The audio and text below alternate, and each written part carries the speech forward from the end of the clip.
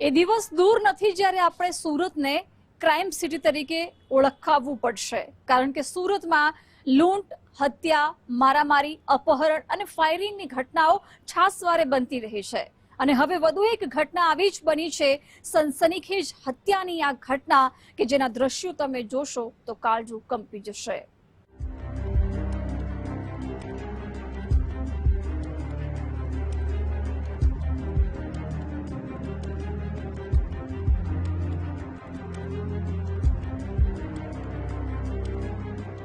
હીરા અને કાપડ નગરી તરીકે ઓળખાતા સુરતની છબી હવે ખરડાઈ રહી છે. છેલ્લા ઘણા સમયથી જે રીતે ગુનાખોરીનું પ્રમાણ શહેરમાં વધી રહ્યું છે, તેને જોઈ હવે એક વાત સ્પષ્ટ છે કે સુરતમાં કાયદો અને વ્યવસ્થાની સ્થિતિ કથળી રહી છે. અપરાધીઓમાં હવે પોલીસનો સહેજ પણ ખોફ હોય તેવું જરાય લાગતું નથી. આ વાતની સાબિતી પૂરતા દ્રશ્યો સુરતમાં ફરી જોવા મળ્યા છે. ડાયમંડ સિટીમાં કાયદો વ્યવસ્થાના ધજાગરા. સરા જાહેર કાપડ દલાલને ઉતાર્યો મોતને ઘાટ. યુવકની હત્યાની ઘટના સીસીટીવી કેમેરામાં કેદ. આ વખતે કાયદો અને વ્યવસ્થાના લીરે લીરા ઉડાવતી ઘટના શહેરના લિંબાયત વિસ્તારમાં બની છે. અહીં વાટિકા ટાઉનશીપ પાસે મોડી રાત્રે ખૂની ખેલ ખેલાયો. ડુંભાલ ફાયર સ્ટેશન સામે બનેલી આ ઘટનાથી ચકચાર મચી ગઈ છે. લિંબાયત વિસ્તારમાં રહેતા અને કાપડ દલાલ તરીકે કામ કરતા આલોક અગ્રવાલ નામના યુવકની હત્યા કરી દેવામાં આવી છે. એ બાબતે પરિવારજનોની ફરિયાદના આધારે હત્યાનો ગુનો નોંધી પોલીસે આરોપીઓ પકડવાની કવાયત હાથ ધરી છે. લિંબાયત પોસ્ટ વિસ્તારનો જે એરિયા છે ત્યાં એક મોડી રાત્રે એક આલોક અગ્રવાલ કરીને એક ઇસમ હતો, એના ઉપર હુમલો કરીને એની હત્યા નીચવામાં આવી છે. જે સંબંધે એના ભાઈએ ફરિયાદ આપતા પોલીસે હાલ અજાણ્યા ઇસમો વિરુદ્ધ ફરિયાદ દાખલ કરી અને તપાસ હાથ ધરેલી છે. આ જે આલોક છે એ કપડાની દલાલીનો ધંધો કરતો હતો એવી અત્યારે પ્રાથમિક માહિતી મળેલું છે.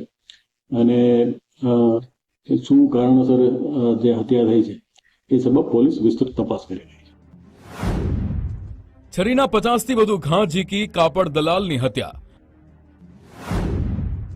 ઘાતકી હત્યા બાદ ચપ્પુ ફેરવતા આરોપીઓ ફરાર.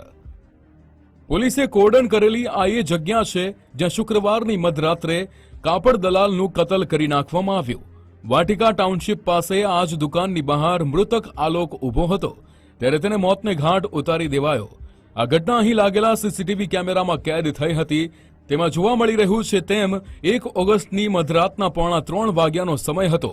વાટિકા ટાઉનશીપમાં રહેતા આલોક અગ્રવાલ ડુંભાલ ફાયર સ્ટેશન પાસે ઊભા હતા. તે સમયે પાછળથી આવેલા 3 શખ્સો કાળ બનીને આલોક પર તૂટી પડ્યા. 3 શખ્સો કે જેમના હાથમાં ચપ્પુ હતું એ ચપ્પુથી કાપડ દલાલ પર ઉપરા છાપરી વાર કરવામાં આવે છે. એક આરોપી આલોકના હાથ પર વાર કરે છે તો બીજો આરોપી પગ અને કમરના ભાગે હુમલો કરે છે.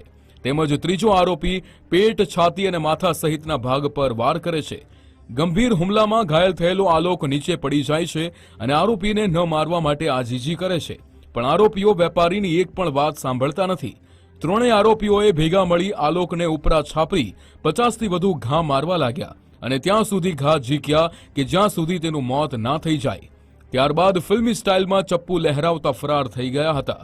તો બીજી તરફ આલોકને તાત્કાલિક હોસ્પિટલ લઈ જવામાં આવે છે, પરંતુ ત્યાં સુધી ખૂબ જ મોડું થઈ ગયું હોય છે, કારણ કે આલોકનું મોત તો ઘટના સ્થળે જ થઈ ગયું હતું.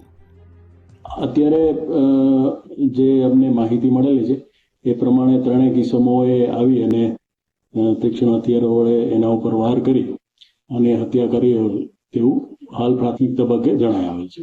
જેની હત્યા થઈ છે એનો ગુનાહિત છે કે નહીં? હા, જેની હત્યા થઈ છે એની વિરુદ્ધ જુગારના કેસો દાખલ થયેલા છે લિંબાયત પોલીસ સ્ટેશન વિસ્તારમાં.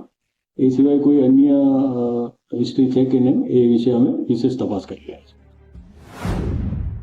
યુવક પોલીસનો બાતમીદાર હોવાની શંકાએ હત્યા.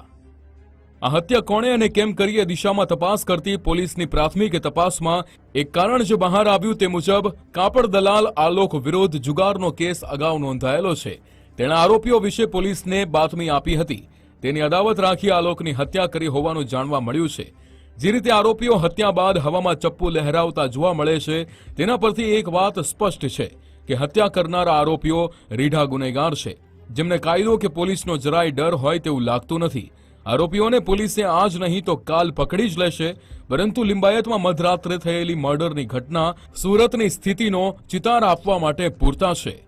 રાકેશ બ્રહ્મભટ્ટ, ગુજરાત ફર્સ્ટ, સુરત.